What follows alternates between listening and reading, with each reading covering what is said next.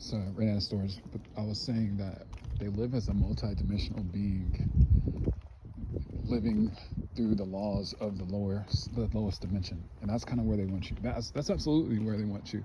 So here's the thing. I'm gonna make this really quick. This is how you understand that you're a multi-dimensional being and how you can navigate it right now. Right, physical plane. Breathe in, out, whatever. Right, you know you're here physically. Right, touch anything. It's easy. You don't have to try to be here. You are here. That's what your vessel does. Now, in the mental plane, you already know how the mental plane works. Close your eyes. Think about anything. Usually what you're going to think about is something that just happened, or something that's about to happen, or even just my words, or even just what we're talking about right now. So you can think about a cake with pink and white icing or whatever. You can think about literally anything, right? Your mind can jump from anything to freaking watermelons to freaking Cabbage Patch Kids, whatever, right? You can literally go anywhere you want in your mind, and that's the power of your mental, right? You are right now. That if you close your eyes, don't pull up any sensory from the physical plane. You close your eyes, and that's what you're doing, right? You can literally go anywhere mentally. You can pull up any memory. You can plan for tomorrow or whatever. So that is the mental plane. You're currently there. You don't have to try to be there. That's the fourth dimension. You are already on the fourth dimension. I'm letting you know right now. That is the fourth dimension. You're already there, and you already use it. We all use it, but we have been told that's not what you have. You've been told that that's not anything. That's just, oh, your brain sitting in your head. No, your brain is literally the tool to access the fourth dimension, just like how you have sensory here, the five senses. So now, if you want to experience the fifth dimension, this is how you can do that. This is another meditation. So using your mind, right? That's the bridge between the fifth and the third. Using your mind, think about this. Go to your childhood and think about one of your most dearest memories of just juicy nostalgia of like being in your room or whatever. One of the coolest things that you could just think about, just something safe and peaceful, right? Or just like fun, watching Ninja Turtles, eating pizza with your friends on a sleepover, right? Wearing a little Batman jammies, or about to play a video game. Oh, we're gonna watch the Ninja Turtles movie, then we're gonna play freaking Batman together. Oh my god, it's gonna be so cool. Oh my god, yeah. Or whatever, the juicy nostalgia, like that moment, that excitement that you get, that place that you're like, man, I could be there forever. I want to go back and just enjoy that. I need more of that moment. I need more of that feeling. That is you experiencing that fifth dimensional essence here on the third. That essence of, man, I could be there forever. Man, I want to do this over and over again. This is so fun. Like I want to create a room that makes me feel like this. I want to create a space that makes me feel like this. That is your fifth dimensional essence. That is your spirit being at home with where it's at, with its surroundings, and being in this peaceful unison where you're like, oh man, like it's such a, people chase that feeling for the rest of their life. Some people do, and because it's an important anchoring feeling, because when you go out into the rest of the world, you're like, man, where is that feeling at, right? People are looking for that nostalgia. People are looking for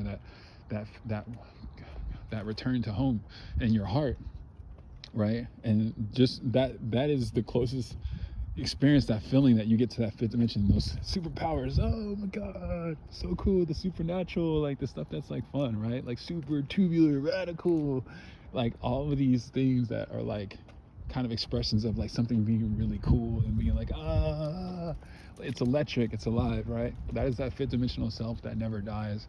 That's the fifth dimensional self. When you're a kid, you're not thinking about death in those moments. When you're having that thought about that nostalgic moment, that cool place you're in, you're not thinking about death. You're just like, oh, this is cool. I want to be here. I want to soak up all the vibes, right? So that is your fifth dimensional self.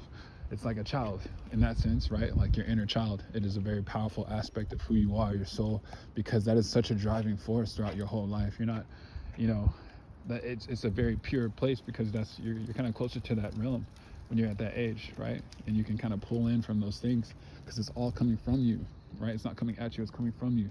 We all come from a human. In order for this to come to this space, we had to come from inside of another human. Inside of a human. We didn't come from just like outside somewhere, right? It's coming from within. Everything is coming out from within, right? We're expanding outwards. It's a fractal, right? So even here on the third, we are coming out from the fourth and the fifth.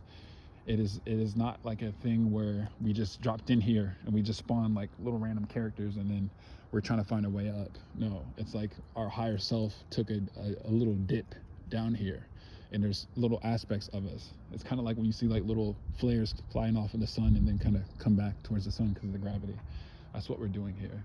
But life itself, that little feeling that you have as a child, that energy, that precious nostalgia that you're feeling, that is the truth of it all.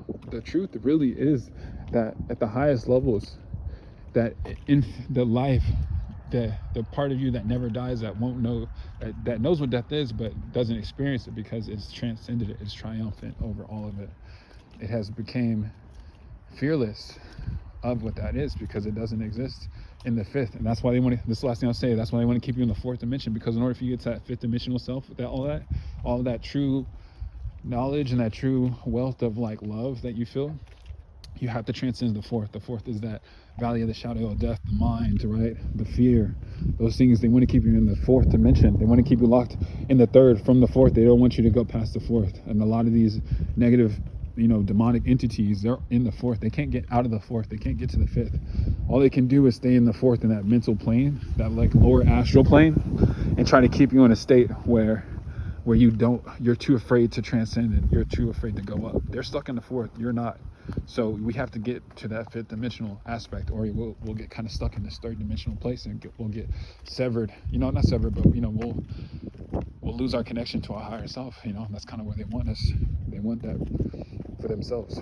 They don't want us to enjoy and to be free and to truly know our sovereignty. It's all about control. So we have to get out of fear, transcend the fourth dimension, transcend our minds. That's where all of this is happening. And we have to go through our mind plane to get to the spiritual plane. That's all I'm going to say. I wish y'all well. Take care. I know I'm not showing my face much right now, but it is what it is. Love y'all, and I hope y'all got the message. We'll chat soon.